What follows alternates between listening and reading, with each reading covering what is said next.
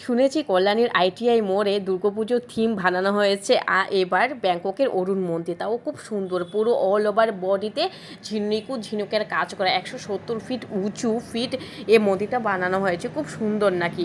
তো তাই আমি ভাবলাম আজকে চলে যাব, তাও মহালয়ার দিনকে প্ল্যান করছি, সবাই মিলে মহালয়ার দিনকে যাব, কেননা তখনই পুজোর যখন লোকের ভিড়টা খুব কম হয়, তো মাকে সুন্দর করে দেখে টেকে চলে আসতে পারবো।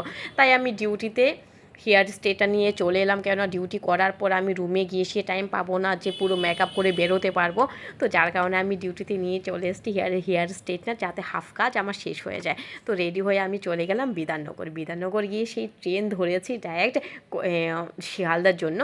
তো শিয়ালদা থেকে তার আবার কল্যাণীতে, বাট প্রচুর ভিড়ের মধ্যে না 2 to 3 আওয়ার এই গরমের মধ্যে জার্নি করা মানে বিশাল ব্যাপার ছিল, সেই লেভেলের ছিল। তো যাই হোক, এত কষ্ট করার পর যখন দুর্গা মাকে দেখলাম না, মনটা শান্তি হয়ে গেল, এত সুন্দর প্যান্ডেল দেখে মুগ্ধ হয়ে গিয়েছিলাম আমি। তো প্রচুর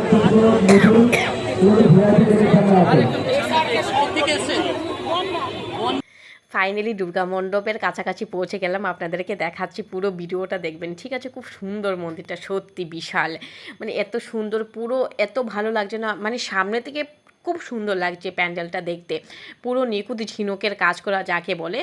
এই ক্লাবের নাম হচ্ছে Luminous club, Kalyani Luminous club.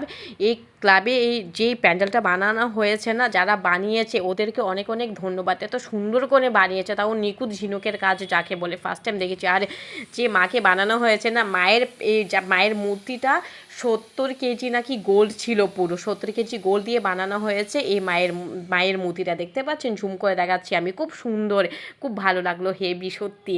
তো এখন পুজো দেখা কমপ্লিট হয়ে গেছে আমাদের, এখন বাড়ি চলে যাবো, সেই আবার ট্রেন জার্নি করে যেতে হবে 2 to 3 আওয়ার। সবাইকে গুড নাইট।